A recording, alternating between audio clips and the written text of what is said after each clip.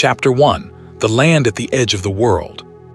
There is a plateau in the middle of the world, or so it seemed to the people who lived on it, where the sky stretched wider than anywhere else, and the mountains rose in long dark ridges that caught the last light of afternoon and turned it gold. This plateau, vast and dry and silent in its interior, windswept and ancient, was the land that would one day be called Persia.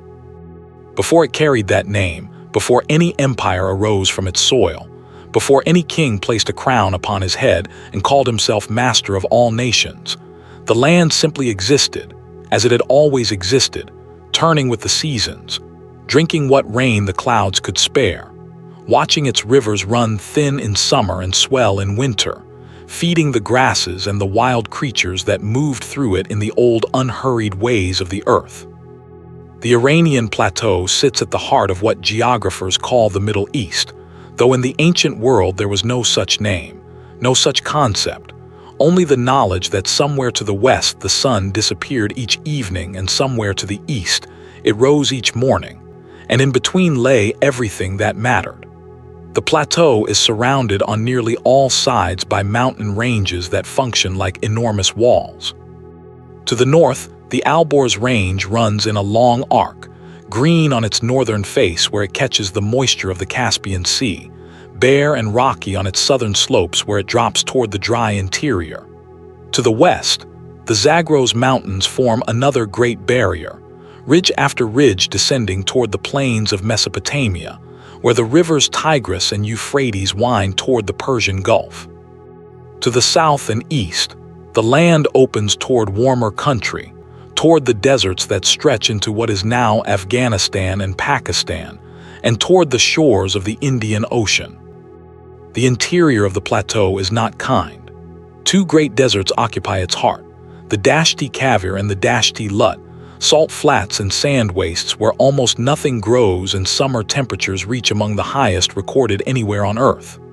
Ancient travelers who crossed these deserts did so with great caution, following the routes that generations before them had mapped, pausing at the rare oases where brackish water seeped from the ground, pressing on through the silence and the heat. And yet people did cross them, people did settle around the edges of them, because the land beyond the deserts offered enough to sustain life. The river valleys, the mountain foothills, the plains that caught the snowmelt each spring, all of these provided what farmers and herders needed: water, pasture, soil dark enough to hold a seed and bring it to harvest. The first people to leave permanent marks on this land arrived many thousands of years before the Persian Empire was even imaginable. They came in waves, following the movements of animals and the rhythm of seasons, gradually learning that certain places were more hospitable than others, that the foothills of the Zagros offered mild winters and reliable springs, that the valleys between the mountain ranges could be terraced and farmed. By 10,000 years ago, small farming communities had taken root in what is now western Iran. They grew wheat and barley, kept goats and sheep, built their houses of mud brick, buried their dead with care, and began the slow and patient work of making a home in a particular piece of earth. These early farming communities had no idea that they were laying any foundations.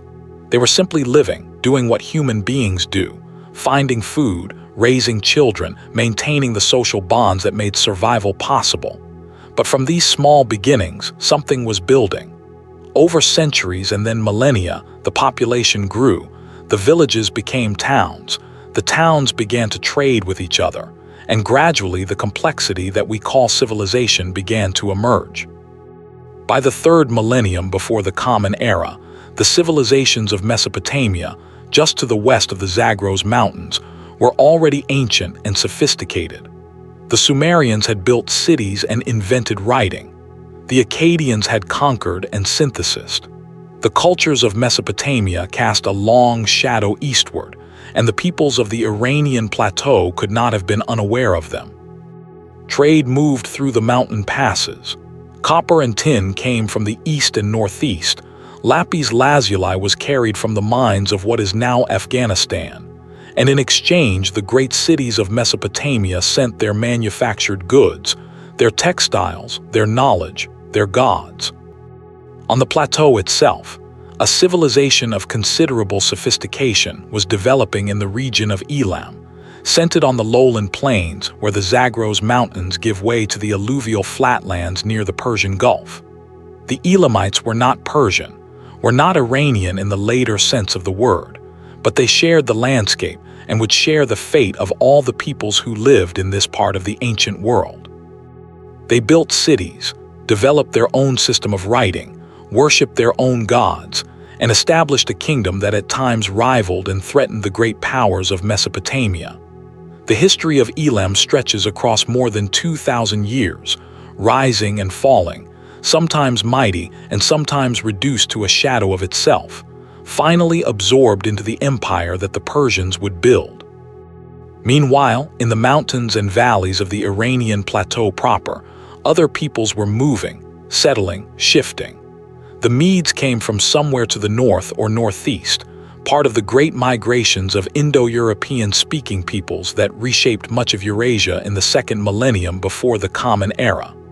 They established themselves in the northwestern part of the plateau, in the region of what is now the city of Hamadan, which the ancients called Ecbatana.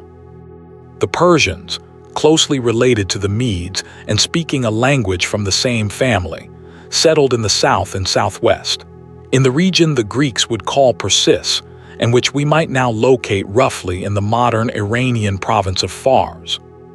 For a long time, these peoples were not powerful. They were tribal, agricultural, herding their sheep and cattle through the mountain passes in the old seasonal patterns, paying tribute to whatever great power happened to be dominant at the moment. The Assyrians, whose empire stretched from the Mediterranean to the borders of Iran, exacted tribute from the Medes and Persians, and occasionally sent armies into the mountains to punish any resistance. The ancient sources mention Persian chiefs and Median chieftains in the context of Assyrian records, noting what tribute they sent, recording their submissions and their occasional rebellions. But things were changing. The Assyrian Empire, for all its ferocity, was overextended. Its wars were endless, its appetite for conquest insatiable, and eventually the strain began to show. In 614 before the Common Era, the Medes under their king Cyaxares joined with the Babylonians and brought the Assyrian Empire to an end. The great city of Nineveh fell, its walls broken, its palaces burned. The ancient world was reshuffled. And from the chaos and the opportunity of this moment, the stage was being set for something new. The land that would become Persia was ready. The people who would become Persians were finding their voice. The king who would change the world was about to be born. Chapter 2, Cyrus the Shepherd King. His name was Cyrus, and he was born into a world of competing powers, small kingdoms and large empires jostling against each other in the ancient Middle East, each one convinced of its own permanence, each one unaware of how brief its moment in history would be. The exact year of his birth is not known with certainty. Scholars place it somewhere around 600 before the Common Era, give or take a decade or two. What is known is that he was born into the Achaemenid clan of the Persian tribe, that his father was Cambyses I, and that his grandfather Cyrus I had been a minor king, who ruled a small territory in southwestern Iran under the suzerainty of the Median Empire. The world into which Cyrus was born was dominated by four great powers. The Median Empire controlled much of the Iranian plateau and parts of Anatolia. The Neo-Babylonian Empire, successor to the Assyrians as the dominant power in Mesopotamia, was at its height under its famous King Nebuchadnezzar, who had destroyed Jerusalem and carried the Jewish people into captivity. Egypt, eternal and slow-moving as the Nile itself, continued as it had always continued, sometimes powerful, sometimes not, always present. And to the northwest, the kingdom of Lydia in western Anatolia had grown wealthy beyond reckoning, its kings accumulating gold from the river Pactolus and minting some of the world's first true coins. These four powers had established a kind of equilibrium, each aware of the others, each guarding its territory against encroachment. Into this equilibrium, Cyrus stepped quietly at first. When he became king of the small Persian territory around 559 before the Common Era, he was merely one more tributary ruler, a local potentate of no particular consequence from the perspective of the great powers. The Median king Astyages, his overlord and according to some ancient accounts his maternal grandfather, had no reason to think of Cyrus as a threat. Tribute arrived on schedule. The mountains between Persia and Media kept the two peoples in their separate spheres. All was as it had been. But Cyrus had ambitions, or perhaps he had necessity, or perhaps both. In that ancient world it was difficult to remain at rest, difficult to hold what you had without eventually having to defend it or expand it. He began by consolidating power within his own territory, bringing the Persian tribes under a unified command, building a military that was loyal and capable. He cultivated the image of a just ruler, a man who treated his people fairly and listened to their complaints. These qualities, real or carefully constructed, would serve him well in the decades to come. The confrontation with Media came around 553 before the Common Era. The ancient sources give different reasons for the conflict. Perhaps Astyages feared Cyrus, perhaps Cyrus saw an opportunity, perhaps there was a dispute over tribute or territory. What is clear is that the war began and that it ended in a way nobody would have predicted. The Median army, faced with Cyrus's forces in battle, defected. The soldiers switched sides. The generals, who had grievances of their own against Astyages, simply walked across and joined the Persian cause. Astyages was captured without the great battle that history might have expected. The Median Empire, which had seemed so solid, so established, dissolved almost without violence. Cyrus took the Median capital of Ecbatana and declared himself its ruler.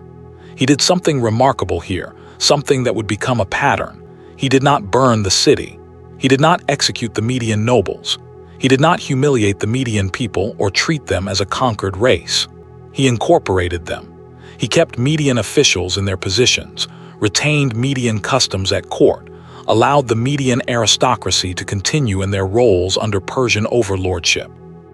The Persians and the Medes, already closely related in language and culture, began the process of blending that would eventually make it difficult even for the ancient Greeks to clearly distinguish between them. The Greeks often spoke of the Medo-Persian Empire as a single entity, reflecting how thoroughly the two peoples had merged. This was not sentimentality on Cyrus's part. It was policy, and brilliant policy at that. An empire that had to suppress every conquered people would exhaust itself in the effort.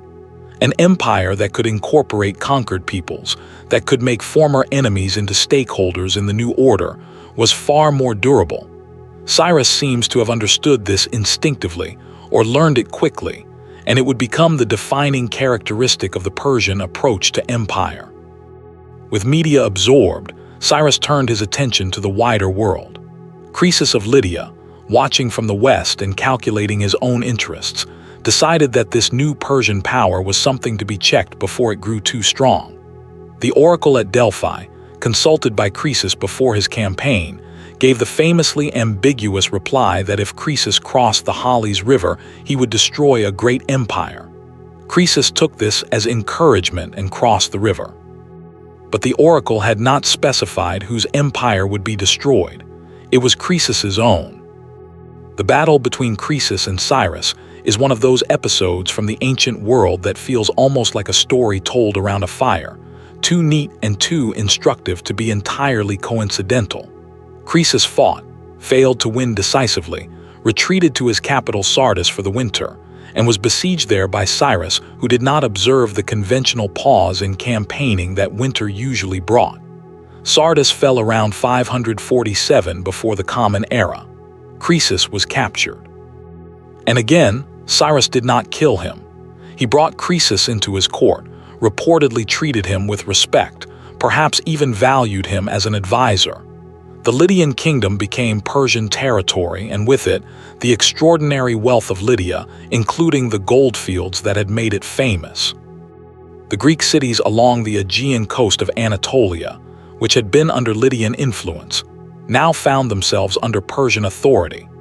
This transition would have lasting consequences, because these Greek cities were intimately connected to their kinsmen across the water in Greece proper, and the tensions that arose from Persian control of Ionian Greeks would eventually lead to the great confrontation between Persia and Greece that defines so much of how we remember this era. But that confrontation was still decades away. Cyrus had more immediate concerns. He turned east, campaigning into the territories that now correspond to Afghanistan and Central Asia, extending Persian authority over a vast swathe of territory.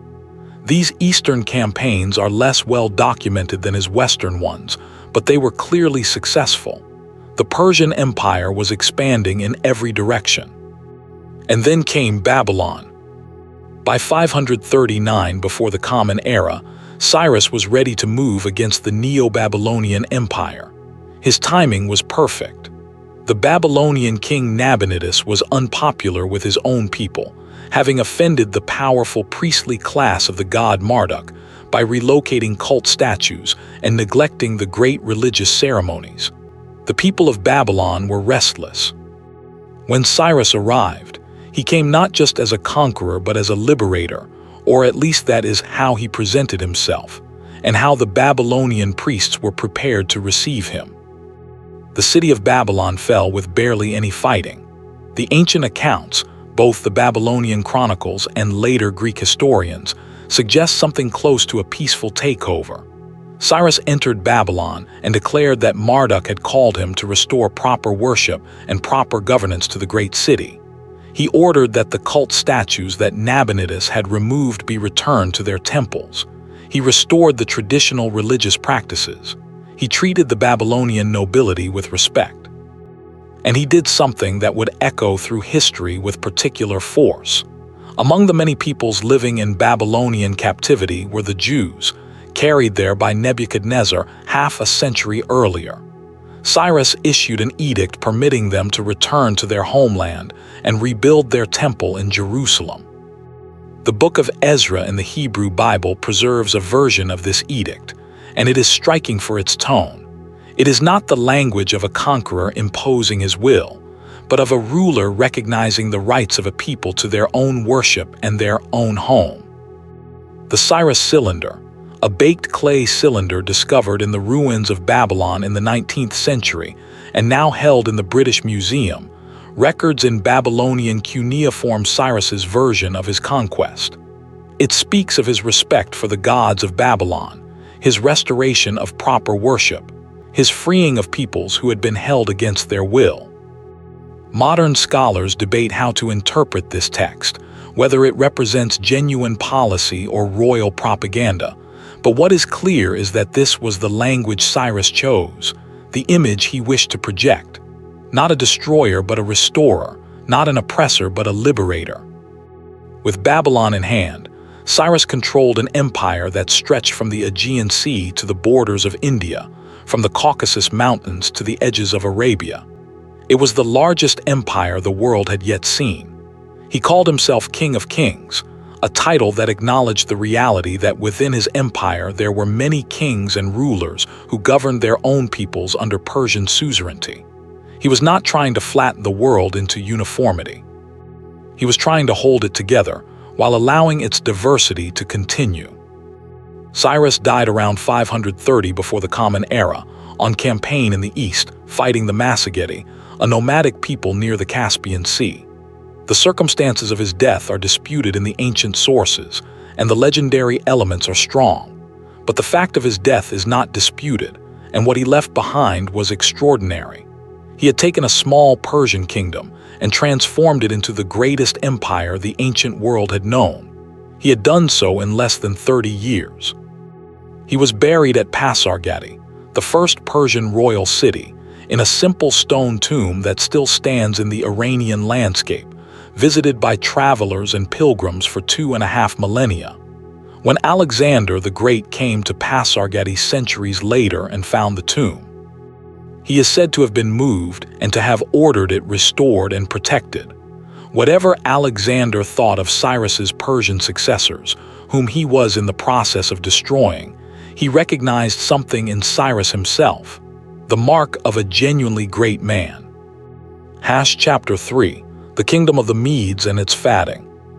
Before the Persians rose to dominance, their cousins and neighbors the Medes held the great power of the Iranian plateau. To understand Persia fully, one must understand the Median world from which it emerged, the culture it inherited, the political structures it absorbed, and the precedents it followed even as it surpassed them.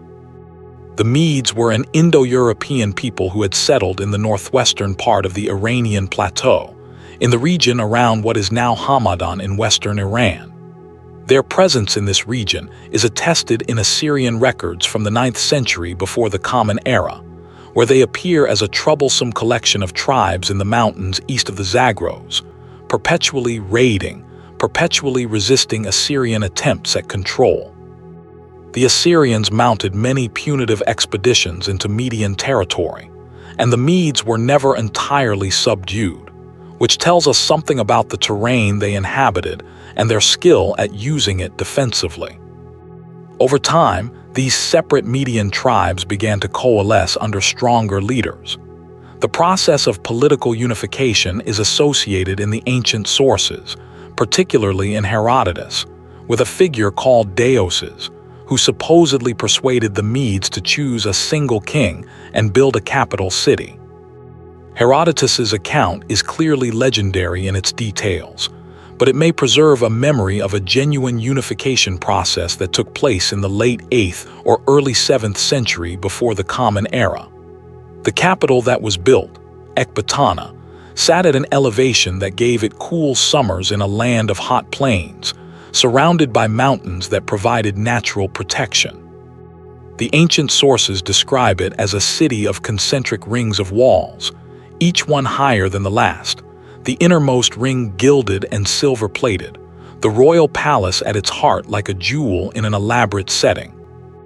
The Median kingdom that emerged from this unification was a genuine power. Under Cyaxares, who ruled in the late 7th and early 6th centuries before the Common Era, the Medes brought down the Assyrian Empire in alliance with the Babylonians. This was one of the decisive events of the ancient Near East, ending a power that had dominated the region for centuries and reshuffling the geopolitical order entirely. The Medes took control of the northern and eastern portions of the former Assyrian territory, while the Babylonians took the southern and western parts. Ecbatana became a capital of genuine imperial significance. What was Median culture like? The ancient sources are frustratingly thin. The Medes did not leave behind the written records that the Babylonians and Assyrians did, and later Persian writers absorbed the Medes so thoroughly that distinguishing between Median and Persian culture in the archaeological and textual record is often impossible. But some things can be said. The Medes were probably already practicing or influenced by the religion associated with the prophet Zoroaster, which would become central to Persian identity. They spoke a language closely related to Old Persian. They shared many cultural practices with their Persian neighbors, from their style of dress to their methods of governance. Greek sources, particularly Herodotus, provide some details about Median customs and political organization, though these need to be treated with caution since Herodotus was writing a century and more after the events he described, and his information about Persia's predecessors was inevitably second-hand and sometimes confused. He describes the Medes as wearing clothing that the Persians later adopted, and mentions that the Persians took the Median practice of the royal court, the elaborate ceremonial, the hierarchical structure of officials and nobles that surrounded the king. This last point is important. When Cyrus defeated Astyages and incorporated Media into his empire, he was not destroying a structure and building a new one from scratch. He was taking over an existing administrative and courtly apparatus and adapting it to Persian purposes. The officials, the court ceremonies, the methods of collecting tribute, the system of provincial governance, all of these had Median precedents. The Persian Empire was, in this sense, partly a Median inheritance transformed and expanded. The Medes did not disappear. They became Persians, or rather, they became part of a broader Iranian identity that included both peoples and eventually many others. Median nobles served in the Persian court and army. Median officers commanded troops. The language of administration at the court included both Old Persian and what scholars call Median, though the distinction between these closely related dialects was perhaps not sharply felt by the people who used them. Over time, as the centuries passed and the empire consolidated, the distinction became irrelevant. There were simply Iranians, and among them, the Persians of the Achaemenid royal family held the highest place. The legacy of the Medes, then, is diffuse and hard to pinpoint precisely, but it is real. Without the Median kingdom, there would have been no Persian empire as it actually existed. The administrative frameworks, the courtly traditions, the military organization, the religious inclinations, the very territory from which the empire expanded, all of these had Median dimensions. The Medes were the foundation upon which the Persians built, and even when the Persians took all the credit, the Median contribution ran through everything like a thread in a carpet, invisible unless you knew to look for it. Chapter 4: Cambyses and the Egyptian Adventure. Cyrus left the Persian Empire to his son Cambyses, and with this succession, we encounter one of the more complicated and contested figures in Persian history. Cambyses II ruled from approximately 530 to 522 before the Common Era, a reign of less than a decade, and yet within it, he accomplished something of enormous significance. He conquered Egypt and added it to the Persian Empire, making Persia the master of the ancient world from the Aegean to the Nile. But the ancient sources, particularly the Greek ones, have been less than kind to Cambyses.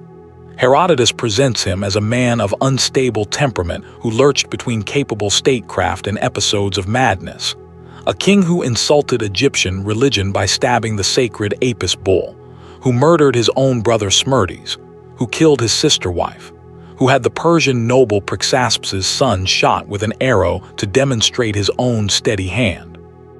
Modern scholars have approached these accounts with increasing skepticism, recognizing that much of what Herodotus says about Cambyses comes from Egyptian sources that had every reason to blacken the memory of their conqueror, and from the propaganda of the later Persian king Darius, who needed to justify his own seizure of power by discrediting the line of Cambyses. What seems certain is that Cambyses planned and executed the conquest of Egypt with considerable military skill. Egypt in the 6th century before the Common Era was ruled by the 26th dynasty, the Sate dynasty, which had maintained Egyptian independence and cultural vitality through a combination of diplomacy, mercenary armies, and geographical advantage. The Nile Delta was notoriously difficult to approach and hold. Previous would-be conquerors had tried and failed. Cambyses' campaign in 525 before the Common Era succeeded.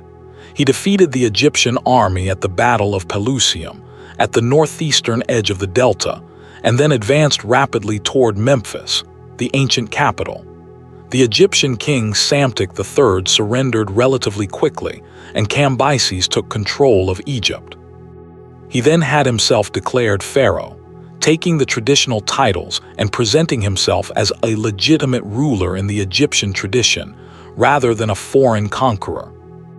Whether he actually respected Egyptian customs and religion in practice is disputed. The later Egyptian sources accuse him of all manner of sacrilege. The Persian sources say nothing of the kind. Modern archaeological evidence suggests that Cambyses did carry out some of the traditional religious duties expected of a pharaoh, which would be consistent with the broader Persian policy of respecting local religion and customs. The truth is probably somewhere between the hagiographic and the villainous accounts. Cambyses was a pragmatic conqueror who did what was necessary to hold Egypt while pursuing his wider ambitions, and who sometimes made mistakes or acted harshly when challenged. From Egypt, Cambyses attempted further campaigns southward into Nubia and westward toward the oasis of Siwa, where the famous Oracle of Amun was located. These campaigns failed. The Nubian expedition ran short of supplies in the desert and had to turn back. A force sent to the Siwa oasis disappeared entirely, swallowed by the desert, its fate unknown. These military reverses are significant because they show that even at the height of Persian power, the world had limits that could not be overcome by will alone. Logistics, geography, climate. These are the realities that constrain even the greatest empires. Cambyses died in 522 before the Common Era while marching back to Persia to deal with a rebellion. The ancient sources offer different versions of his death. Herodotus says he wounded himself accidentally with his own sword while mounting his horse, in the same location where he had previously wounded the Apis bull, suggesting a kind of divine justice. Other sources suggest different circumstances. The manner of his death matters less than its consequence, which was a succession crisis of the first order. The Persian Empire, barely a generation old, was suddenly without a clear leader. A man claiming to be Smerdis, the brother of Cambyses who had supposedly been secretly executed, seized the throne and ruled for several months. Whether this was the real Smerdis or an impostor, possibly a Magian priest named Gaumata who happened to resemble the murdered prince, is one of the great unsolvable mysteries of ancient history. Darius, who eventually triumphed over this pretender, insisted it was Gaumata the impostor, and since Darius wrote the official version of events, that is the account we have. But some modern scholars have wondered if Darius's account was itself the fabrication, designed to legitimize his own seizure of power. What is not in doubt is that the transition from Cambyses to Darius was violent and uncertain, involving rebellion, civil war, and the deaths of many people. For 2 years, the empire shuddered. And then Darius emerged victorious, and one of the greatest reigns in Persian history began. Chapter 5, Darius the Organizer. Darius I, called the Great by later tradition, came to power not through direct royal descent in the main line, but through a combination of military force, political skill, and the legitimizing narrative he constructed around himself. He was a member of the Achaemenid family, related to Cyrus but not in the direct line of succession.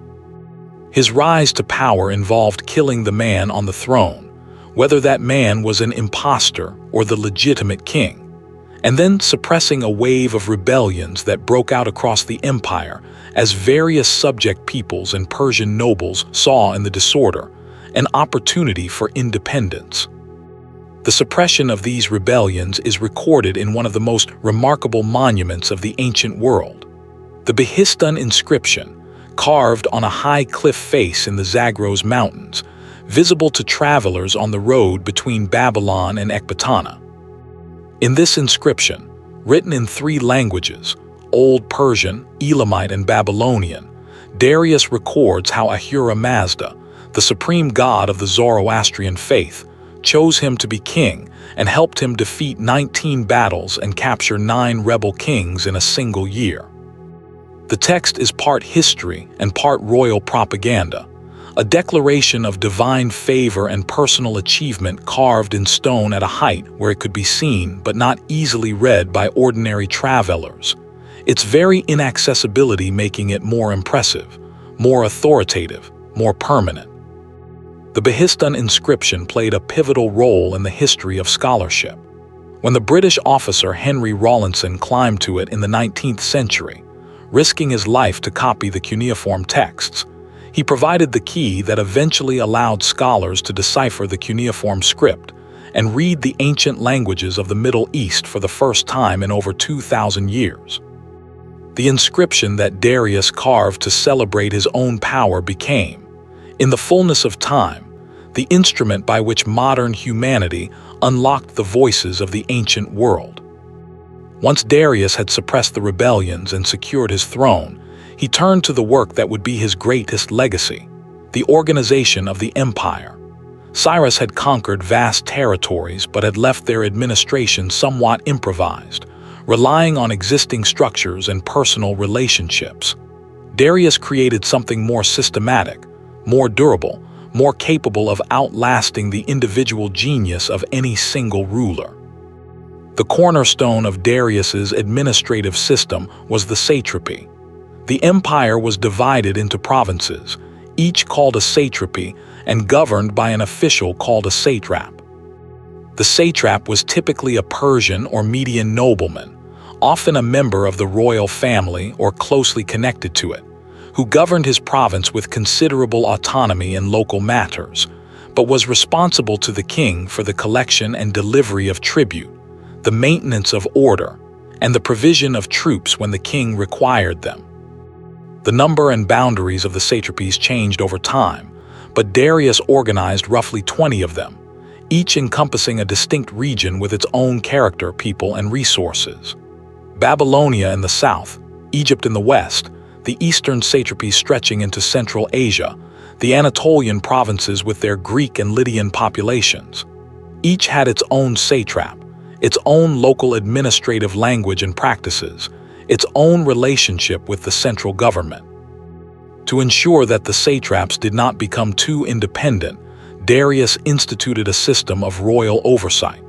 Inspectors called the king's eyes and ears traveled the empire, arriving unexpectedly at satrapies to audit the accounts, hear complaints from local populations, and report back to the king. Military commanders in each province reported separately from the civil satrap, providing an additional check. This division of authority was deliberate. By ensuring that no single official controlled both military and civil power in a province, Darius made it much harder for any satrap to build an independent power base from which to challenge the throne. The road system that Darius developed was another pillar of imperial organization. The Royal Road, the most famous of these routes, ran approximately 2,700 kilometers from Sardis on the Aegean coast to Susa in southwestern Iran, where one of the Persian royal capitals was located. Along this road, at intervals of a day's ride, were royal posting stations where fresh horses and riders waited. Official messages could travel the entire length of the Royal Road in a matter of days, a speed of communication that astonished ancient observers accustomed to the slow pace of travel. Herodotus noted that neither snow, nor rain, nor heat, nor darkness stopped these couriers from completing their appointed rounds, a description that would much later inspire the motto of the United States Postal Service. The Persian postal system was not public in any modern sense. It served the government, moving royal orders and official correspondence, not private letters, but its existence transformed the empire's ability to respond to events. A rebellion in Egypt could be known in the Persian heartland within days rather than weeks. Reinforcements could be ordered, satraps instructed, policies adjusted with a speed that had no precedent in the ancient world. Darius also standardized the empire's currency and weights and measures, at least in part. The gold darak, a coin bearing the image of the king as a running archer, became the standard currency for large transactions throughout the empire, though local currencies and barter continued for everyday exchange. The standardization of weights and measures facilitated trade and taxation, making it easier to calculate and collect the tribute that flowed from the provinces to the royal treasury. The tribute system itself was carefully calibrated. Darius assigned specific tribute obligations to each satrapy based on its resources and population. Babylonia paid the most, followed by Egypt and the other rich satrapies. The eastern satrapies often paid in goods rather than silver, sending horses, camels, and other products of their local economies. The tribute collected was enormous by ancient standards, and much of it accumulated in the royal treasuries at Persepolis and Susa, where later ancient accounts described staggering quantities of gold and silver. Alexander the Great, when he conquered Persepolis, reportedly found treasure worth incomprehensible sums, enough to require thousands of camels to transport it. Darius also built. He was one of the great builders of the ancient world. At Susa, he constructed a magnificent palace, described in inscriptions that list the materials and craftsmen who came from every corner of the empire to build it: cedar from Lebanon, gold from Sardis and Bactria, silver from Egypt, lapis lazuli from Sogdiana, turquoise from Khwarezmia, ivory from Ethiopia and India. The inscription reads like a catalog of the empire itself, demonstrating through the very act of building that the king commanded the resources of all the known world. And then there was Persepolis. Chapter 6, Persepolis, City of Ceremony. Persepolis. The name means City of Persians in Greek, and it is not the name the Persians themselves used for it. They called it Parsa, simply the Persian place, and it was something without close parallel in the ancient world. A ceremonial capital, a city built not primarily for habitation or commerce, but for the performance of empire. Darius began building Persepolis around 518 before the Common Era on a terrace of natural rock in the mountains of Fars, the heartland of the Persian people. His son Xerxes continued the construction, and subsequent kings added to it, so that the complex that stood complete by the mid-5th century before the Common Era was the product of generations of royal ambition and artistic accomplishment. The site was chosen with a careful eye for effect. A great terrace was cut into the mountain, partly natural and partly constructed, rising perhaps 12 to 20 meters above the surrounding plain. On this terrace, the great ceremonial buildings were constructed, approached by a monumental double staircase whose steps were broad and shallow enough for horses to ascend, symbolizing that the king's power could accommodate even those who came mounted. At the top of the staircase stood the Gate of All Nations, named in its own inscription for the claim it embodied, that all the nations of the world passed through here to pay their respects to the king. The gate was flanked by enormous stone bulls with human heads, similar to the Lamashu figures that had guarded Assyrian palaces before them, the tradition of monumental guardian figures passing from one empire to the next. Inside the gate, the visitor would have faced a vast open courtyard leading toward the Apadana. The Apadana was the great audience hall of Persepolis, where the king received delegations and conducted the great ceremonial business of the empire. It was a vast hypostyle hall, its roof supported by dozens of tall, slender columns topped with the distinctive Persian double-bull capitals that are one of the most recognizable features of Achaemenid art. The columns rose to perhaps 20 meters in height, creating an interior space of extraordinary scale and grandeur. When the king sat on his throne at one end of the hall, surrounded by his courtiers and guards, and the delegations of subject peoples filed in to present their gifts and tribute, the effect must have been overwhelming. A carefully staged theater of power designed to make the audience feel the full weight of the king's majesty. Around the base of the Apadana staircases ran one of the most remarkable pieces of ancient relief sculpture, the processional friezes of Persepolis. Carved in great detail in a restrained and elegant style, these reliefs show the delegations of subject peoples, identified by their distinctive clothing, hairstyles, and the gifts they carry, ascending to present themselves to the Persian court. There are Medes and Elamites and Babylonians and Lydians and Armenians and Cappadocians and Greeks and Egyptians and Indians and Ethiopians and many others, 23 delegations in all, each one a portrait of a people the empire had absorbed. The Persians and Medes who received them are shown in equal dignity, both peoples honored in the ceremony of empire. The quality and character of these reliefs is distinctive. Where Assyrian reliefs are often brutal in their celebration of conquest, showing armies advancing and cities burning and captives being led away in chains, the Persepolis reliefs are serene. Nobody is being humiliated. Nobody is in chains. The delegations walk with dignity, their faces calm, their gifts offered voluntarily. This was the image the Persian kings wanted to project. Not conquerors who had crushed the world beneath their heels, but legitimate rulers whom all the world was pleased to honor. Whether the peoples shown agreed with this characterization is another question, but the artistic statement is clear and consistent. Beyond the Apadana lay the Hall of 100 Columns, another vast hypostyle space where the king conducted more intimate business, receiving military commanders and officials. The palace of Darius and the palace of Xerxes stood nearby, their doorways and windows framed by carved stone reliefs showing the king in various ceremonial poses, receiving flowers from courtiers, attending to affairs of state, protected by divine figures. The king's person was everywhere in Persepolis, depicted in a consistent and idealized style, always shown in the formal posture of authority, always larger than the figures around him, always the still center of a world in motion. Persepolis was not a populated city in the ordinary sense. The thousands of tablets found in the Persepolis Fortification Archive, discovered in the 1930s by archaeologists and now divided between Iran and the Oriental Institute in Chicago, give us a remarkable picture of who was actually present at Persepolis. Workers, craftsmen, officials, soldiers and their families, receiving rations of wine and grain and dates in exchange for their labor.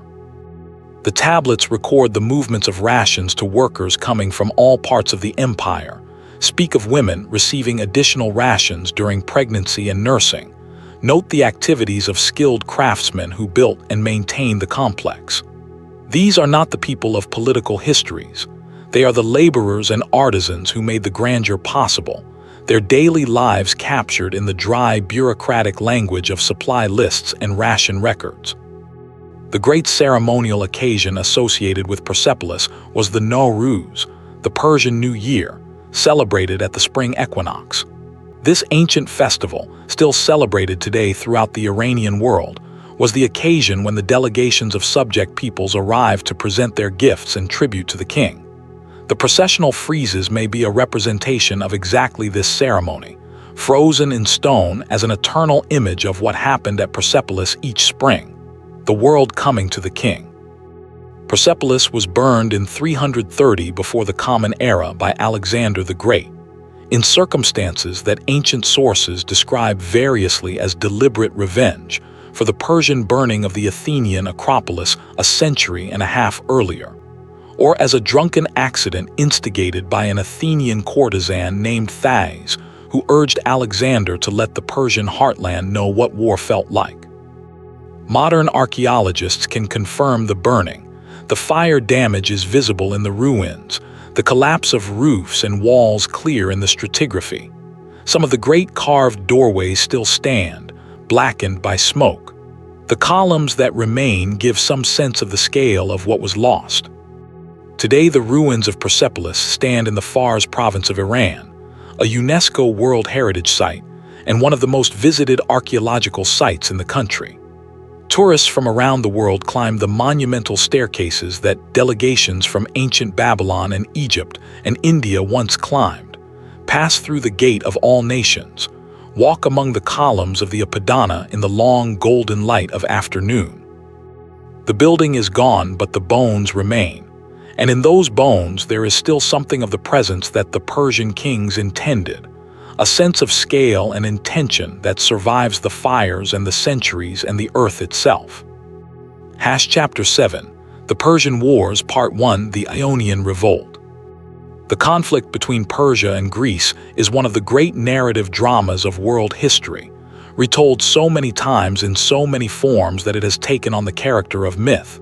The small free cities of Greece standing against the overwhelming might of the Eastern Empire, democracy against tyranny, the West against the East. The reality, as always, was more complicated, more interesting, and in some ways more instructive than the myth. It began not in Greece but in Ionia, on the western coast of Anatolia, where Greek cities had been established for centuries. These Ionian Greeks, who spoke Greek, worshipped Greek gods and participated in Greek cultural and intellectual life, had been living under Persian authority since the conquest of Lydia by Cyrus. Most of the time, this arrangement worked well enough. The Persians generally left the Greek cities to manage their own internal affairs, requiring tribute and military contingents, but not interfering much in local governance. Many Ionian cities were governed by local tyrants who owed their positions to Persian support, and who generally kept order on the empire's behalf. But there were tensions. The tribute was a constant burden. The tyrants were often unpopular. their authority resting on Persian backing rather than genuine local consent. And the Ionian Greeks were well aware that their kinsmen across the Aegean lived in very different political arrangements, some of them in democracies or oligarchies of their own choosing rather than under appointed rulers. The spark that ignited the Ionian Revolt, which began around 499 before the Common Era, was a disastrous military expedition. Aristagoras, the tyrant of Miletus, had encouraged a Persian-backed attempt to conquer the island of Naxos that had failed expensively and embarrassingly. Fearing the consequences of this failure and facing the loss of his position, Aristagoras made a calculated gamble. He incited the Ionian cities to revolt against Persian rule. He renounced his own tyranny and posed as a champion of Greek freedom, appealing to the Ionian cities to throw off their Persian-appointed rulers and govern themselves. The revolt spread quickly through the Greek cities of the Anatolian coast. Persian-appointed tyrants were expelled. Ionian soldiers who had been serving in Persian armies returned home. The cities sent embassies to Greece proper, seeking support. Sparta, the great military power of mainland Greece, declined to help, its leaders calculating that a war against Persia across the Aegean was not worth the risk. But Athens, then governed as a democracy, sent a fleet of 20 ships. The city of Eretria sent 5 more. With this support, the Ionians scored an early and dramatic success. They marched on Sardis, the great Persian administrative capital of the western satrapies, and burned it, though they failed to take the citadel.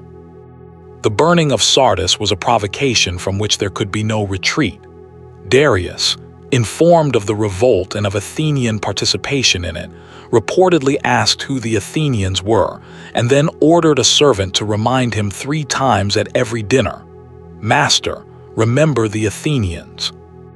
The personal quality of this account, which comes from Herodotus, may be invented, but it captures something real. The revolt and the Athenian intervention had drawn Persia into a new kind of conflict, one that would eventually extend the empire's reach to the very edges of the Greek world. The Ionian Revolt lasted until about 494 before the Common Era, when the decisive battle was fought at sea near the island of Lade, off the coast of Miletus. The Ionian fleet, though numerous, was defeated when a large contingent from the city of Samos defected in the middle of the battle, apparently having made a separate arrangement with the Persians. The battle at Lade broke the naval resistance of the Ionians. Miletus was besieged, taken, and its population dispersed. The men killed or enslaved, the women and children carried off to Mesopotamia. The city that had been the intellectual center of the Ionian world, the birthplace of the first Greek philosophers, was essentially destroyed. The other Ionian cities were captured and punished in varying degrees. The revolt had failed, but it had consequences far beyond its immediate outcome, because it had made Persia and Greece directly aware of each other as adversaries, and it had given both sides reasons to expect further conflict. The Persians knew that Greek cities across the Aegean had supported the revolt. The Greeks of mainland Greece knew that Persia was now a power with reasons to look westward. The next phase was inevitable. Chapter 8, Marathon and the First Invasion of Greece. In 492 before the Common Era, Darius sent his son-in-law Mardonius westward, with a large force to reassert Persian authority over Thrace and Macedonia, the regions north of Greece that had been brought under nominal Persian control before the Ionian Revolt, but had since drifted. Mardonius succeeded in re-establishing control over Thrace and Macedonia, but his fleet was caught in a terrible storm off the rocky promontory of Mount Athos, and a large part of it was lost. He returned to Persia, having accomplished half his mission. Darius then sent heralds to the Greek cities demanding earth and water, the traditional symbols of submission. Many Greek cities complied, particularly the smaller ones on the northern fringe of the Greek world. But Athens and Sparta, the 2 most powerful Greek states, refused. At Athens, the Persian heralds were thrown into a pit.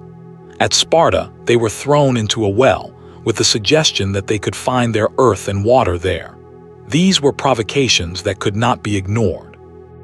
In 490 before the Common Era, Darius sent a naval expedition directly across the Aegean, under the command of Artaphorns and Datis, with the specific intention of punishing Athens and Eretria for their support of the Ionian revolt. The fleet crossed the Aegean, reduced the island of Naxos, paused at Delos to make offerings at the sanctuary of Apollo in a pointed demonstration of Persian respect for Greek religion, and then moved toward Eretria on the island of Euboea. Eretria fell after a brief siege. The city was burned and its population enslaved, a punishment that mirrored what had happened to Miletus. The Persian fleet then crossed to the mainland of Attica and landed at the Bay of Marathon, a plain about 40 kilometers north of Athens.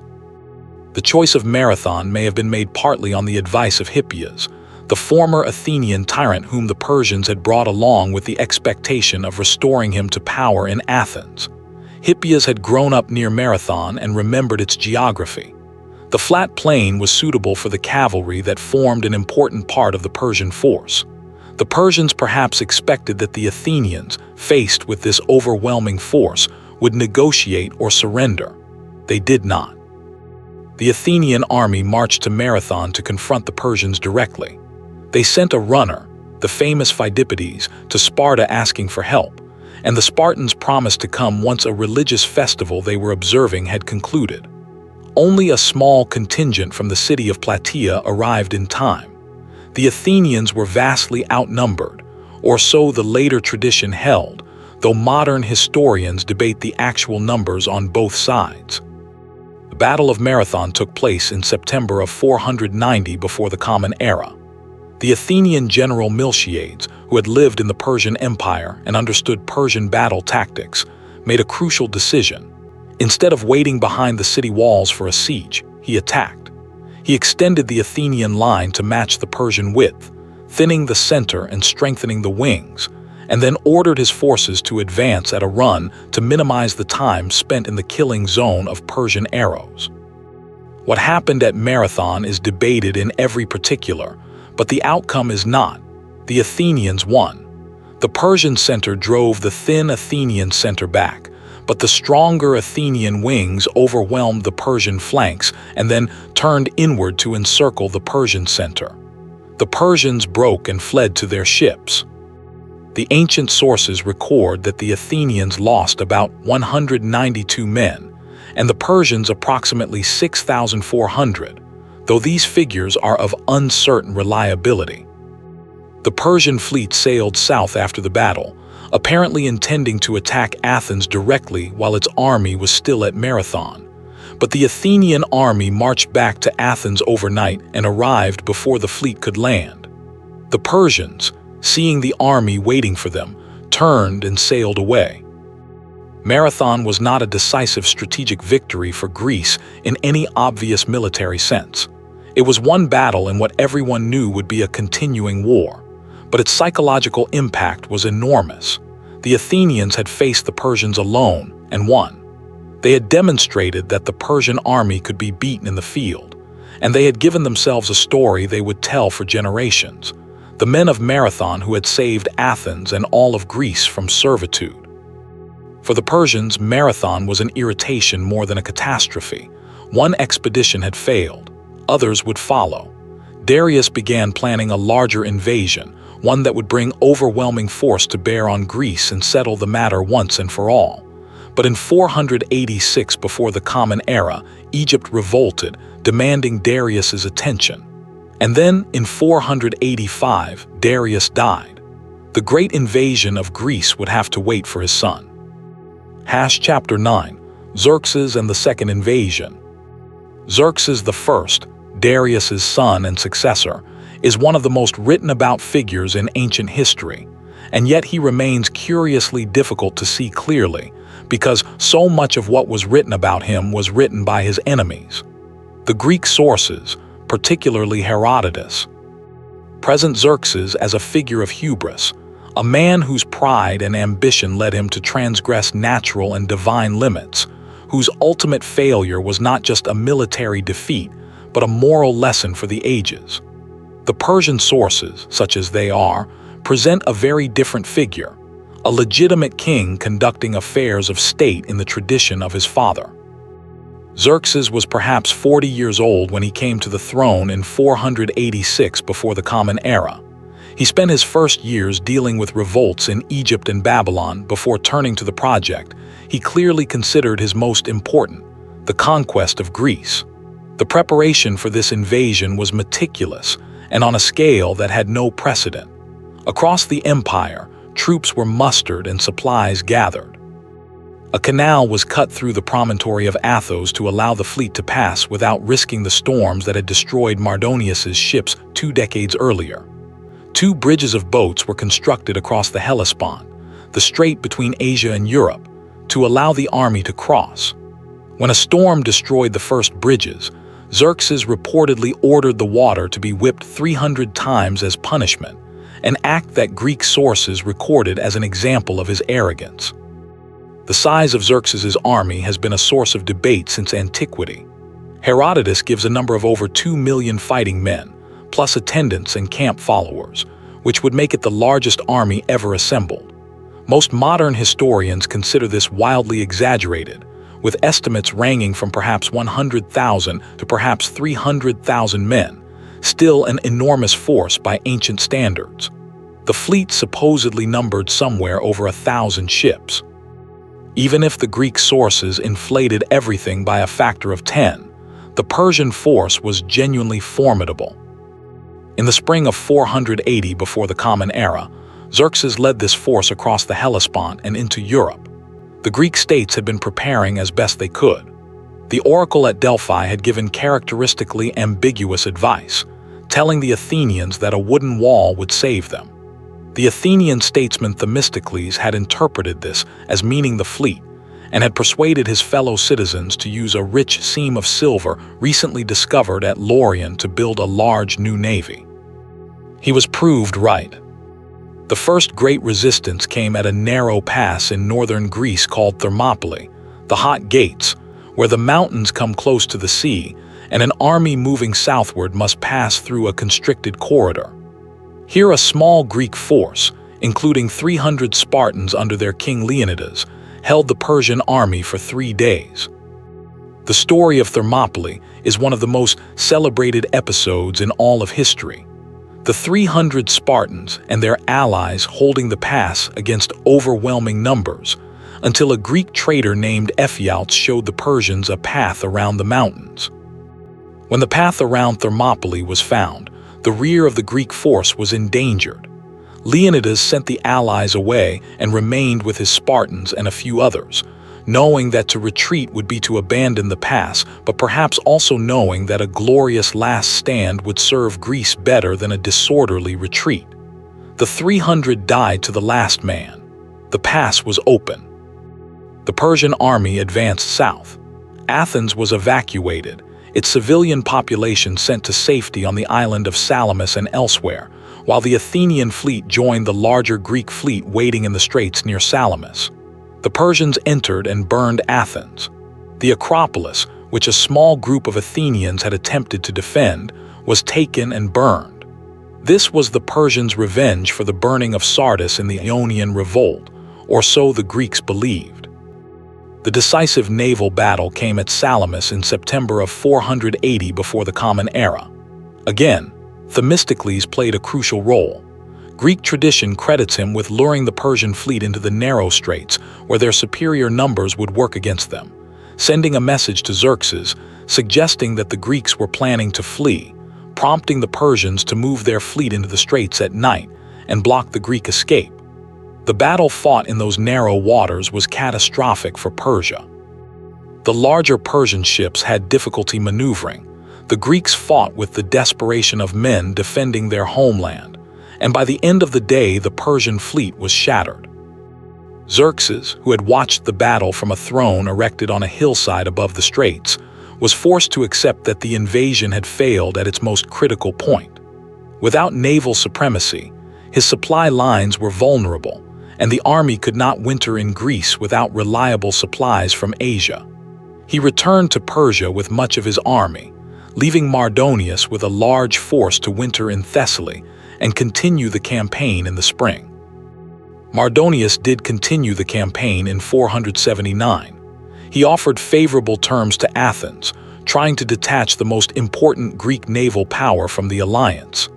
Athens refused, was occupied a second time, and was burned again. But in the late summer of 479, the Greek land forces, led by the Spartans under Pausanias, met the Persian army at the Battle of Plataea in Boeotia. The battle was complex and messy, the sources contradictory and confused, but the outcome was again a Greek victory. Mardonius was killed. The Persian army was routed and fled.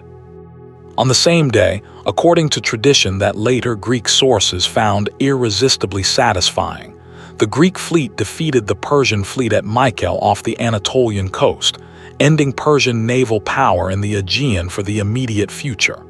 The second Persian invasion of Greece was over. It had failed.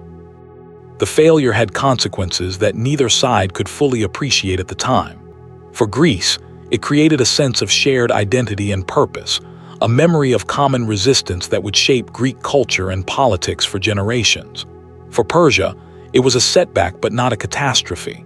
The empire remained vast and wealthy and powerful. The loss of Greece was the loss of a peripheral ambition, not the loss of anything essential. Persia would endure for another century and a half.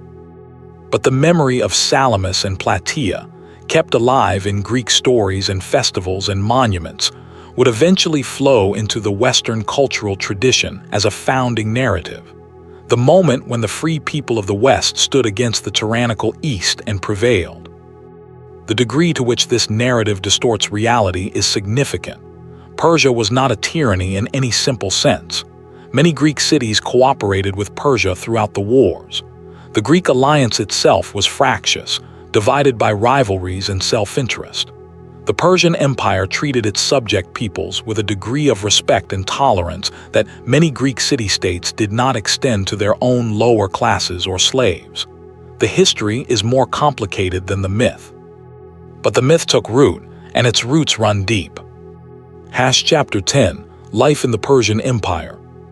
To understand the Persian Empire as the people who lived in it experienced it, one must look away from the battlefield and the royal court and down toward the level of ordinary life. The empire was not primarily about war or ceremony. It was about the daily reality of millions of people living under a common administrative umbrella, paying taxes, growing food, trading goods, practicing their religions, raising their children, and navigating the intricate social hierarchies that governed their access to power, wealth, and security. The Persian Empire was extraordinarily diverse.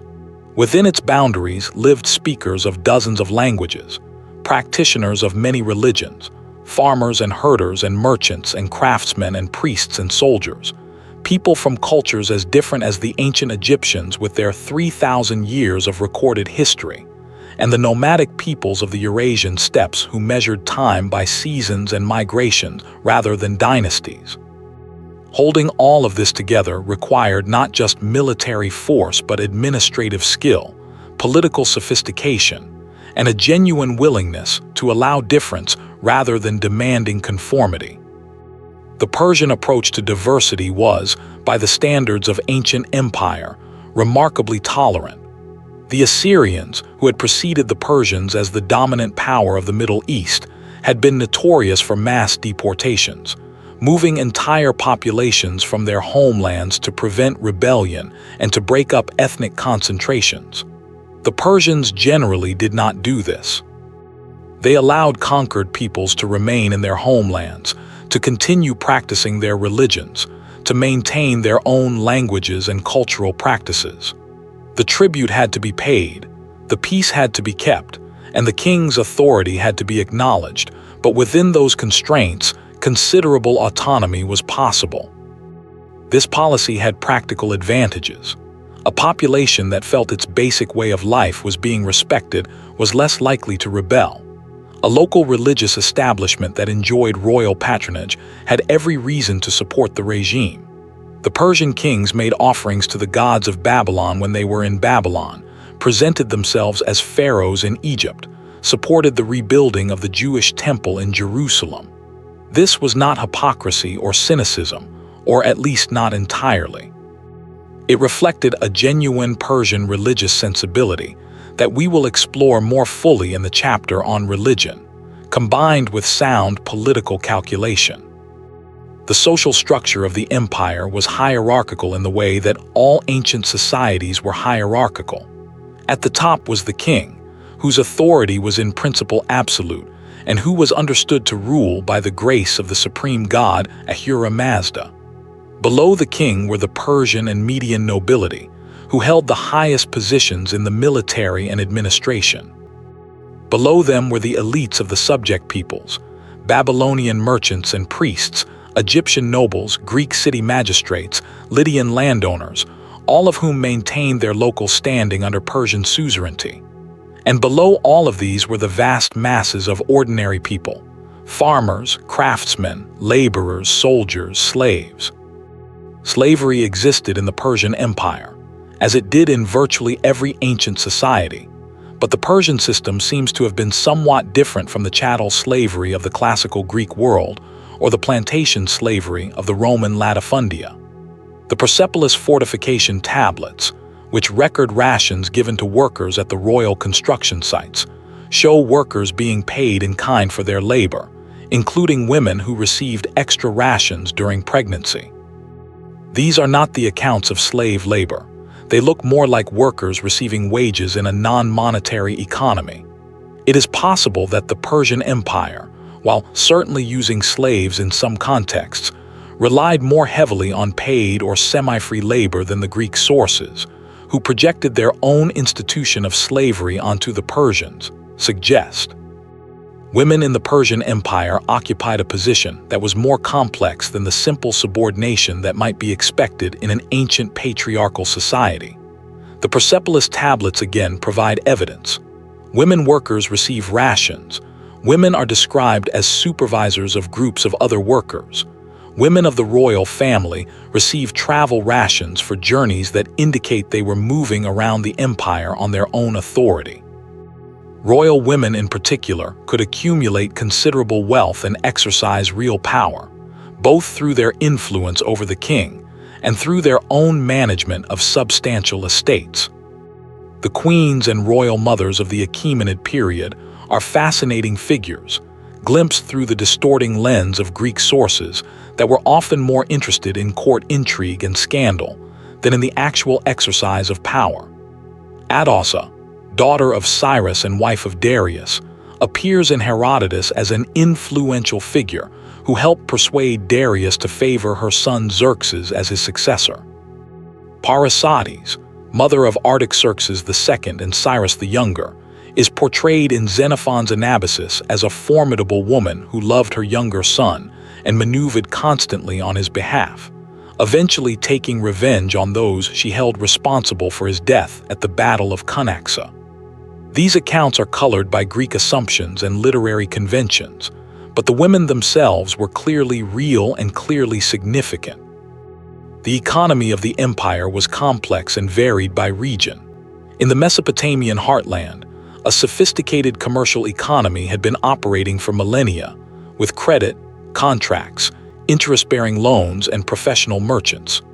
The great Babylonian merchant houses continued to operate under Persian rule much as they had under Babylonian rule, their archives showing the same kinds of transactions, the same legal forms, the same commercial logic. In Egypt, the economy was more state-directed, centered on the Nile flood and the agricultural abundance it produced. In the eastern satrapies, pastoral and agricultural economies operated at different scales and levels of market integration. Trade moved through the empire along the great roads and sea routes. Goods of enormous variety changed hands, textiles from Babylon and Egypt, metals from the Anatolian and Iranian highlands, spices and aromatics from Arabia and India, precious stones from the East, timber from Lebanon, fish from the Mediterranean and the Persian Gulf.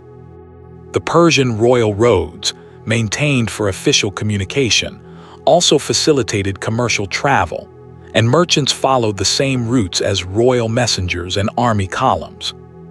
The cities of the empire varied enormously. Babylon was ancient and vast, perhaps the largest city in the world at its peak, its population estimated in the hundreds of thousands. Susa was a Persian royal center, rebuilt and expanded under Darius into a city of palaces and gardens. Sardis was the great administrative center of the western satrapies, its lower city a busy commercial hub. Memphis in Egypt continued as the administrative capital of that province. And scattered across the empire were hundreds of smaller cities and towns, each with its own character, its own local traditions, its own relationship with the imperial system. For most ordinary people, the most immediately felt aspect of Persian rule was taxation. Tribute was collected regularly and systematically, flowing upward from peasant farmers through local collectors to satrapial treasuries and finally to the royal treasury. The rates varied by region and by what the local economy could sustain, and there is evidence of periodic adjustments, remissions in years of hardship, negotiations over rates. But taxation was constant and inevitable, and the resources it extracted were enormous. Modern estimates of the Persian Empire's annual tribute income suggest that it was larger than the entire gross domestic product of classical Athens at its height. The Persian kings spent their tribute income on the court, the army, the building program, and the maintenance of the administrative apparatus. They also accumulated enormous reserves, which sat largely unused in the treasuries of Persepolis and Susa. This accumulation of unspent wealth was sometimes criticized even in antiquity, as it removed a large amount of silver and gold from circulation. But from the king's perspective, a full treasury was security, the ability to fund whatever crisis might arise, to pay armies at need, to rebuild what war destroyed. Life in the empire, then, was neither the utopian paradise of some modern romanticizations, nor the nightmare of oppression that Greek propaganda sometimes portrayed. It was what life under any ancient empire was, a mixture of security and constraint, prosperity and poverty, freedom for some and restriction for many, meaning found in family, community, religion, and the rhythms of the agricultural year that no empire could entirely override. Chapter 11, The Religion of Ancient Persia. To understand the Persians, one must understand Zoroastrianism, the religion associated with the prophet Zarathustra, whom the Greeks called Zoroaster. This is not simple because Zoroastrianism is one of the oldest living religions, its origins shrouded in the deep past, its development over millennia complex and contested, its influence on later religions, including Judaism, Christianity, and Islam, profound but often unacknowledged. The prophet Zarathustra himself is a figure of considerable mystery. The ancient texts associated with him, the Gathas, which are hymns of great antiquity and beauty, present him as a priest and prophet who received a vision of the divine and dedicated his life to proclaiming it. But when he lived is uncertain. Estimates range from before 1500 before the Common Era to as late as 600 before the Common Era, a span of uncertainty that makes precise historical analysis difficult. Where he lived is also debated, though a location in eastern Iran or Central Asia is commonly proposed. The core of Zarathustra's revelation was a vision of cosmic dualism, a universe in which a supreme creator god, Ahura Mazda, the wise lord, stood in opposition to an evil spirit, Angra Mainyu or Ahriman, the hostile spirit. This was not a dualism of equal powers. Ahura Mazda was the greater, the creator of all good things, the source of light and truth and order. But Angra Mainyu was real and active, the source of darkness, lies, disorder, and death. The universe was a battleground between these two principles, and human beings were not neutral observers but participants, choosing in every action and every thought whether to align themselves with truth and light or with lies and darkness. This ethical dualism had radical implications. Every choice was morally significant. The good choice was aligned with a Shah, a word that means truth, order, righteousness, and encompasses a vision of the proper functioning of the cosmos and of society. The bad choice was aligned with drudge, meaning lie, deception, disorder. Every person, however humble, participated in the cosmic drama by choosing how to act in daily life. The afterlife theology of Zoroastrianism was elaborate. After death, the soul would cross the Chinvat Bridge, the bridge of the separator, where its deeds in life would be weighed. If the good deeds outweighed the bad, the bridge would be wide and easy to cross, and the soul would ascend to the house of song, the Zoroastrian paradise. If the evil deeds prevailed, the bridge would narrow to a razor's edge, and the soul would fall into the house of lies, a place of punishment. This theology of individual moral accountability and post-death judgment would influence Judaism during the Babylonian exile, and through Judaism would eventually shape the afterlife theology of Christianity and Islam. The Persian kings, from Darius onward, were explicit in their devotion to Ahura Mazda. The royal inscriptions consistently invoke Ahura Mazda as the source of the king's power and authority. By the grace of Ahura Mazda I became king. Ahura Mazda helped me. Ahura Mazda granted me the kingdom. This was not merely formulaic. The kings seem to have genuinely understood their rule as a sacred trust, an extension of Ahura Mazda's order into the human world.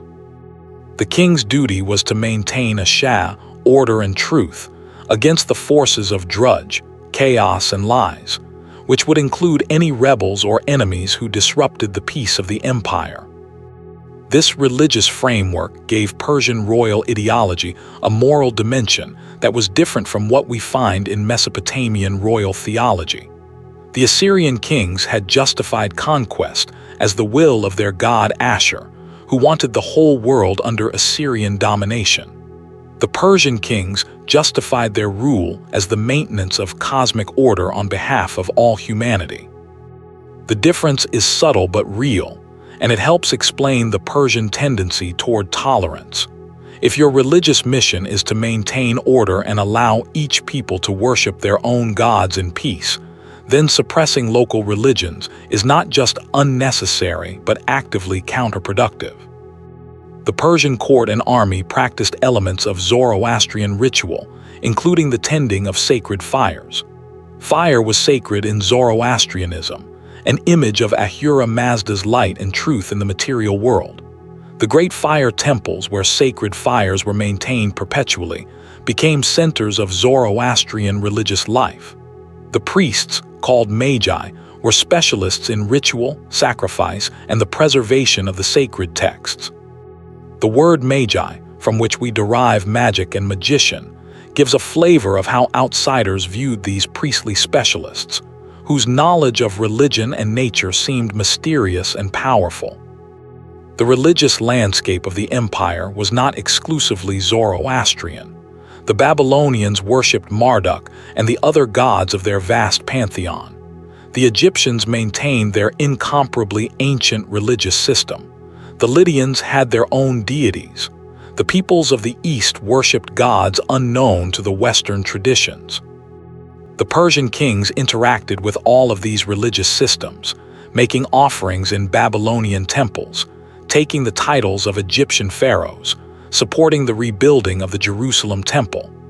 This religious pluralism was genuine, rooted in the Persian understanding that Ahura Mazda was the supreme god who had created all peoples, and who could be approached through many forms of worship. The later Achaemenid period saw some hardening of this pluralism. Xerxes, after his return from Greece, conducted what some scholars interpret as a campaign against foreign cults that had been given special favor, though the evidence for this is debated. The general trend of the Achaemenid period, however, was toward accommodation rather than suppression, and this tradition of religious tolerance would be one of the Persians' most significant gifts to the subsequent history of the region. Chapter 12: Art and Beauty in the Persian World. The art of ancient Persia is one of the great artistic traditions of world history, and yet it remains less well known than it deserves. Partly this is because, so much of it was destroyed by Alexander's burning of Persepolis and the general attrition of time. Partly it is because the Greek tradition, which looms so large in the Western cultural inheritance, tends to overshadow everything near it. But what survives, and what continues to emerge from archaeological excavations, reveals an artistic vision of extraordinary sophistication and beauty. Achaemenid art draws on the traditions of all the peoples the empire incorporated. Its architectural forms show Mesopotamian influences: the use of mud brick, the massive platform, the elaborately decorated entrance. Its sculptural style shows Elamite influence in some details, Egyptian influence in others, Greek influence in the treatment of drapery on carved figures. The distinctive double-bull column capitals that top the great columns of Persepolis have no exact parallels anywhere, but elements of them can be traced to Mesopotamian, Egyptian, and even Indian traditions. The Persians took the artistic heritage of the ancient world and synthesized it into something recognizably their own. The result was an art that is characterized by a certain quality that might be called restrained grandeur. The scale is enormous, the craftsmanship exquisite, but nothing is overdone. The reliefs of Persepolis are elegant rather than bombastic. The roaring lion and bull combat scenes, which appear repeatedly in Achaemenid art on metalwork and textiles as well as stone reliefs, have an energy contained within strict formal conventions. The decorative arts, the gold and silver vessels, the elaborate jewelry, the finely woven textiles, all show the same combination of sophistication and control. The metalwork of the Achaemenid period is particularly remarkable. Vessels of gold and silver have been found across the empire and beyond, some of them gifts from the Persian court to foreign rulers, others commercial goods that flowed along the empire's trade routes. The Oxus treasure, found in the 19th century somewhere in Central Asia and now largely in the British Museum, includes extraordinary examples of Achaemenid goldwork. Armlets with griffin terminals, small model chariots, votive plaques, a golden fish, a gold scabbard with scenes of royal hunting. These objects demonstrate a mastery of metalworking technique, including granulation, filigree, and the setting of colored stones, that rivals the finest jewelry of any period. Persian textiles were famous throughout the ancient world. The palace walls and floors were draped in textiles of extraordinary quality, their colors achieved with natural dyes, their patterns woven or embroidered with skill accumulated over generations. Almost none of these textiles survive, being organic materials that decay easily in most conditions, but we know from ancient descriptions and from representations in reliefs and paintings that they were objects of great beauty and value. The Persian carpet, which would become one of the most celebrated artistic traditions of the Islamic world, has its roots in this ancient tradition of textile excellence. Gardens were a Persian art form.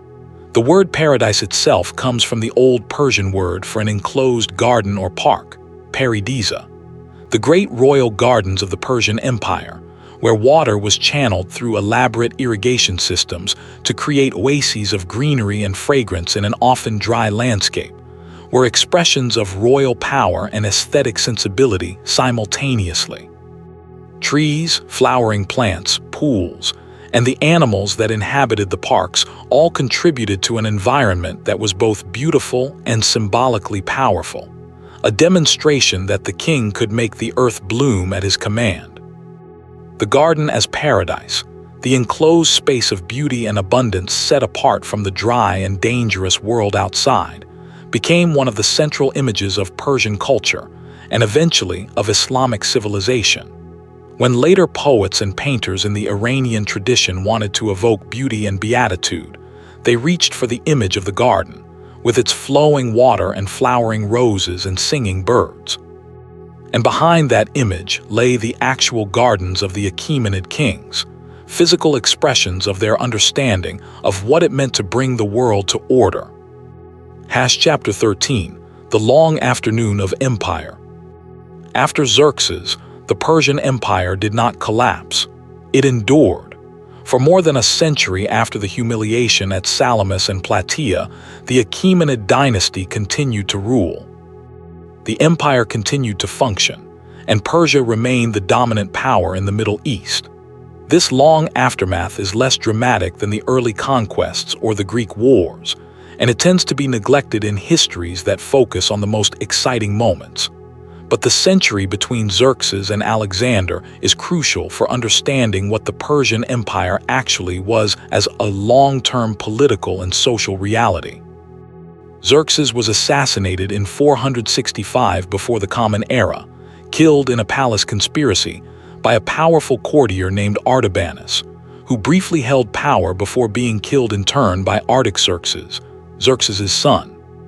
This succession crisis was the first of several that would afflict the later empire, as the pattern of palace intrigue and royal murder that characterized all ancient monarchies played out in the Persian court with particular intensity.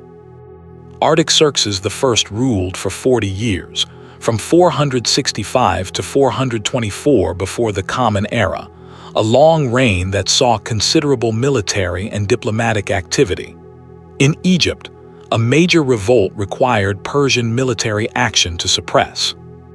In the West, Persia engaged in a complex diplomatic game with the Greek states, playing Athens against Sparta and Sparta against Athens, funding whichever side was losing in the Peloponnesian War, with enough money to prolong the conflict and prevent either side from becoming dominant enough to threaten Persian interests.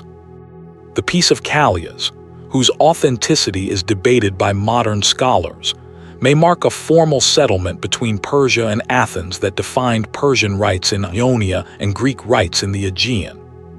The Peloponnesian War itself, the great conflict between Athens and Sparta that consumed the Greek world from 431 to 404 before the Common Era, was indirectly shaped by Persian policy.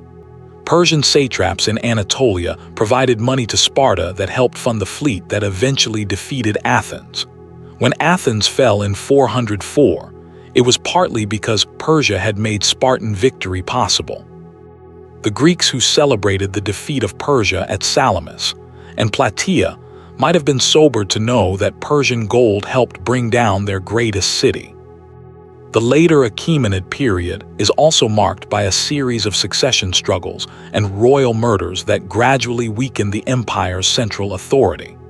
After Artaxerxes I died in 424, 3 kings came and went in quick succession before Darius II established himself in 423. Darius II was followed by Artaxerxes II, whose long reign from 404 to 358 before the Common Era was marked by the revolt of his younger brother Cyrus the Younger, whose march against him with an army that included 10,000 Greek mercenaries was recorded by the Athenian writer Xenophon in his Anabasis, one of the most readable adventure stories from antiquity. Cyrus was killed at the Battle of Cunaxa in 401 before the Common Era, and Xenophon's account of how the Greek mercenaries then marched 1,500 kilometers through hostile territory to reach the Black Sea is a remarkable document of Greek military discipline and ingenuity. Artaxerxes II was also notable for attempting to resolve the continuing tension between Persia and the Greek world through a diplomatic settlement. The King's Peace of 386 before the Common Era, also called the Peace of Antalcidas, was essentially a Persian dictate that established Persian sovereignty over the Greek cities of Asia Minor, while guaranteeing autonomy to the Greek cities of the mainland. The Greeks had to accept this settlement because Persia had the resources and the will to fund any combination of Greek states against any other, ensuring that Greek power would always be divided. It was a remarkable demonstration of how far Persia had recovered from the disasters of Xerxes' invasion. Artaxerxes III, who came to the throne in 358 after a succession crisis that saw several rivals eliminated, was the most energetic of the later Achaemenid kings. He reconquered Egypt, which had been in revolt for 60 years, suppressed a rebellion in Phoenicia with considerable brutality, and generally reasserted royal authority over a satrapal system that had grown accustomed to considerable independence. His reign suggested that reports of Persian decline had been exaggerated, but Artaxerxes III was poisoned in 338 before the Common Era. His successor Arses was also poisoned in 336, and when Darius III came to the throne, he inherited a court full of intrigue and an empire that, despite its real resources and resilience, was about to face a challenge unlike anything it had previously encountered. For far to the west, in the small mountain kingdom of Macedon, a young king named Alexander had come to power, and Alexander had a plan. Chapter 14, The Coming of Alexander. Alexander III of Macedon came to the throne in 336 before the Common Era at the age of 20, following the assassination of his father Philip II. He was already a military veteran, having commanded cavalry at the Battle of Chaeronea at the age of 18, where Philip had defeated the Greek city-states and established Macedonian hegemony over Greece. He had grown up reading Homer and admiring Achilles. He had been educated by Aristotle. He burned with ambition that his contemporaries sometimes found alarming. Alexander's invasion of Persia began in 334 before the Common Era. He crossed the Hellespont with an army of perhaps 40,000 to 50,000 men, including Macedonian infantry and cavalry, Greek allied contingents, and specialists of various kinds. He made a point of visiting Troy, the site of the Trojan War that Homer had immortalized, and made offerings at the tomb of Achilles, presenting himself as a new Achilles, the Greek champion against Asia. The gesture was theatrical but also sincere. Alexander genuinely saw himself in heroic terms. The first major confrontation came at the river Granicus in western Anatolia, where a Persian force commanded by satraps awaited him.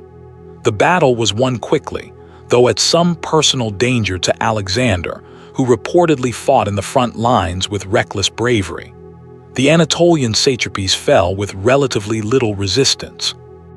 The Greek cities of Ionia were liberated, as Alexander framed it, from Persian tyranny, though many of them had been living contentedly enough under Persian rule, and some were governed by Persian-backed oligarchs who were not all glad to see him. The decisive confrontation came at Issus in southern Anatolia in 333 before the Common Era, where Darius III had gathered a large army and commanded it personally. The battle resulted in a dramatic Persian defeat, with Darius himself fleeing the battlefield so hastily that his family, including his mother, wife, and children, were left behind in the Persian camp. Alexander treated them with great courtesy and respect, which was noted and praised by ancient sources, another demonstration of how he wished to present himself not as a destroyer of Persia, but as its new legitimate ruler. After Issus, Alexander moved south along the Levanten coast, besieging Tyre, which held out for 7 months, and Gaza before entering Egypt, which surrendered without significant resistance. In Egypt, Alexander visited the oracle of Ammon at the Siwa Oasis, where the oracle reportedly addressed him as the son of Ammon, a divine legitimation that Alexander seems to have taken seriously. He founded Alexandria, the city that would bear his name and become one of the greatest cities of the ancient world. The final decisive battle came at Gaugamela in 331 before the Common Era, in the flat plains of Mesopotamia that Darius chose precisely because his cavalry and war elephants needed room to maneuver. The Persian army was enormous, the Persian position carefully chosen, but Alexander's tactical genius, combined with the extraordinary discipline and cohesion of the Macedonian army, carried the day. Darius fled again, this time abandoning Mesopotamia entirely. Babylon surrendered, Susa surrendered, Persepolis was taken. At Persepolis, Alexander behaved in ways that revealed the contradictions in his own vision. He looted the treasury, carrying off the enormous accumulated wealth of the Achaemenid kings. He burned the palace, whether intentionally as revenge for the Persian burning of Athens or accidentally in a drunken night that got out of control remains debated. He killed some Persians and spared others. He wanted to be the king of the Persian Empire, but he also wanted to punish it. These impulses were not entirely compatible, and the burning of Persepolis, the most irreplaceable monument of Persian culture, was the act that most clearly expressed the destructive side of his conquest. Darius fled east, trying to reach the eastern satrapies where he hoped to regroup and continue resistance. He was assassinated by one of his own satraps, Bessus, who then declared himself king of Persia as Artaxerxes V. Alexander, furious at this act, which he saw as the murder of a legitimate monarch by a rebellious subject, pursued Bessus relentlessly and eventually had him executed. The gesture reinforced Alexander's claim to be the legitimate successor to the Achaemenid throne, not its destroyer. The Persian Empire, the creation of Cyrus the Great and his successors, had ceased to exist. What came next was something new and transitional, the Hellenistic world that Alexander's conquests created, in which Greek culture and language spread across the Middle East and merged with the ancient cultures it encountered. But the Persian inheritance did not disappear. It flowed underground, preserving itself in language, religion, artistic tradition, and the memory of greatness, waiting for the moment when it would resurface. Chapter 15. What Persia left behind. Empires end. They always end. The Persian Empire ended when Alexander crossed the Granicus and the wheels of history turned. But what an empire leaves behind, the ideas and institutions and cultural forms that outlast its political power, can persist for centuries and millennia, shaping the world in ways that are often invisible precisely because they have been absorbed so thoroughly. The Persian legacy is everywhere, if you know where to look. In religion, the influence of Zoroastrian ideas on the Abrahamic traditions is profound and underappreciated. The concept of a single supreme God in conflict with an evil principle, the theology of individual moral accountability and divine judgment after death, the eschatological vision of a final cosmic battle between good and evil culminating in the victory of the good and the resurrection of the dead. All of these ideas appear in mature forms in Zoroastrianism, and then appear, somewhat later, in Jewish theology, particularly in the developments that occurred during and after the Babylonian exile, when Jews lived in close contact with Persian-influenced culture. From Jewish theology, they passed into Christianity and Islam.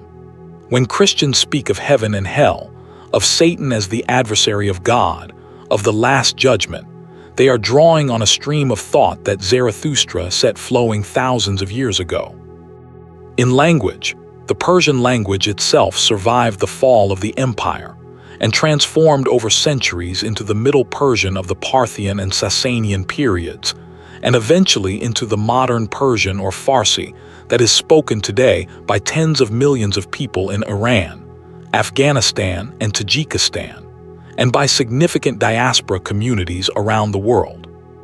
Persian became the language of high culture and literature across an enormous swathe of the Islamic world, from Anatolia to India, carrying with it the literary sensibility, the love of poetry and gardens and beauty that the ancient Persians had cultivated. The poets Hafez and Rumi and Ferdowsi wrote in a language whose roots reached back to the world of Darius and Xerxes. In governance, the administrative system of the Achaemenid Empire influenced the administrative practices of every subsequent empire that arose in the Middle East. The Parthians and Sasanians drew on Persian precedents. The Islamic caliphates, when they needed administrative systems to govern vast territories, reached for models that had been developed and refined under the Achaemenids. The concept of the satrapy, the provincial governor responsible to a central authority, reappeared in various forms in the bureaucracies of later empires. The Persian postal system was a model for later state communication systems. In art, The Achaemenid aesthetic continued to influence Iranian and Central Asian art for centuries after the empire's fall. The distinctive animal motifs, the griffin and the winged lion and the combat of lion and bull, persisted in the artistic vocabularies of the Parthian, Sasanian, and early Islamic periods. The tradition of fine metalwork, the appreciation for pattern and color and the beauty of materials, continued uninterrupted through the political transformations. The Persian garden, paradisa, became the Islamic paradise garden, and its forms can still be seen in the great gardens of Iran, India, and the Islamic world more broadly. In literature, the ancient Persian literary tradition that we can only partially glimpse, because so little of it was written down in the ancient period, and so little of what was written down survived, flowed into the great literary tradition of Persian poetry that emerged in the Islamic period. The Shahnameh, the Book of Kings written by the poet Ferdowsi around the year 1000 of the Common Era, preserves stories and traditions that reach back to the pre-Islamic and pre-Achaemenid past. The mythological kings of the Shahnameh, figures like Jamshid and Feridoun and K. Khosrow, have their roots in traditions as old as the Iranian plateau itself. And in the living memory of Iranian civilization, the Achaemenid period holds a special place. The ruins of Persepolis, the tomb of Cyrus at Pasargadae, the cliff face at Behistun, are not merely tourist attractions or archaeological sites. They are foundational monuments of Iranian identity, reminders of a time when Iran was the center of the world, when Iranian kings ruled from the Aegean to India, when the Persian court was the most splendid in the known world. For Iranians today, the Achaemenid period is part of a continuous cultural inheritance, something to draw pride from even across the millennia that separate it from the present. Chapter 16, the Parthian Interlude. After Alexander and his Macedonian successors, the Seleucid kings who ruled much of the former Persian Empire for roughly 2.5 centuries, there came a new Iranian dynasty, the Parthians, who founded a kingdom in the northeastern part of Iran and gradually expanded it until it encompassed most of the old Achaemenid heartland and challenged Rome for dominance of the Middle East. The Parthians, who called their dynasty the Arsacid after its founder Arsaces, were originally a nomadic people from the region east and southeast of the Caspian Sea. Around 247 before the Common Era, taking advantage of the weakening of Seleucid power, they established an independent kingdom. Over the following century, they expanded westward, taking Media and then Mesopotamia, until by around 140 before the Common Era, the Parthian king Mithridates the first controlled territory from the Euphrates to eastern Iran. The Parthian Empire was not a simple restoration of the Achaemenid system. It was something more hybrid, drawing on both the Iranian tradition it was consciously reviving and the Hellenistic culture that had been so deeply implanted in the region by Alexander and his successors. The Parthian court used Greek as well as Aramaic and Parthian for official purposes. The art of the Parthian period shows an interesting blend of Iranian and Hellenistic elements.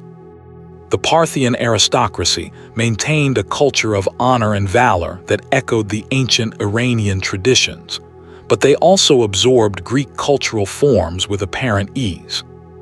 The Parthians are best known in the Western tradition for their military confrontations with Rome. The Battle of Carrhae in 53 before the Common Era, in which the Parthian commander Shurna destroyed a Roman army under Marcus Crassus, is one of Rome's most famous disasters. The Parthian cavalry, combining the heavily armored cataphract with the famous Parthian shot, the ability of horse archers to shoot accurately while riding away from the enemy, proved a formidable combination that Roman commanders repeatedly underestimated. The Parthian-Roman frontier along the Euphrates River remained contested for centuries, with neither side able to deliver a decisive blow. The Parthian period lasted until the 3rd century of the Common Era, when a new dynasty, the Sasanians, arose from the old heartland of Persis and overthrew the Arsacid kings.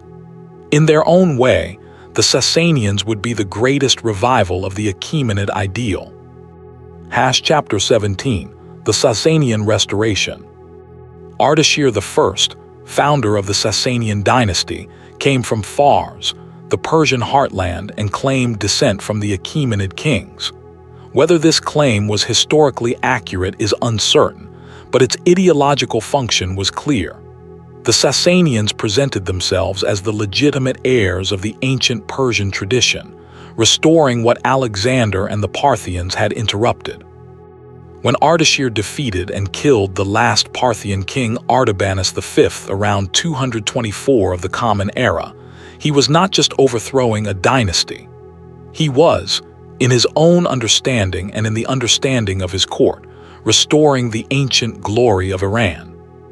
The Sasanian Empire that Ardashir founded, and his son Shapur I expanded, would endure for more than 4 centuries, until the Islamic conquests of the 7th century. In that time, it produced some of the most remarkable achievements in Iranian history. Magnificent rock reliefs at Nakshi Rostam and Bishapur celebrating royal triumphs, including the astonishing relief showing the Roman Emperor Valerian kneeling before Shapur I after his capture at the Battle of Edessa in 260 of the Common Era. It produced great cities, foremost among them Ctesiphon on the Tigris, whose great vaulted audience hall, the Tak Kasra, was the largest single-span vault in the ancient world and stood for centuries as one of the architectural wonders of the Middle East. The Sasanian period saw a revival and codification of Zoroastrianism as the official state religion, with a formal priesthood, a canon of sacred texts, and an increasingly close relationship between religious and royal authority. The Avesta, the sacred scripture of Zoroastrianism, received its definitive written form during the Sasanian period, though the texts it preserves are of much greater antiquity. Zoroastrianism under the Sasanians became more systematic, more dogmatic, and more intolerant of religious diversity than the Achaemenid period had been. The Christian, Jewish, Buddhist, and Manichaean communities within the empire sometimes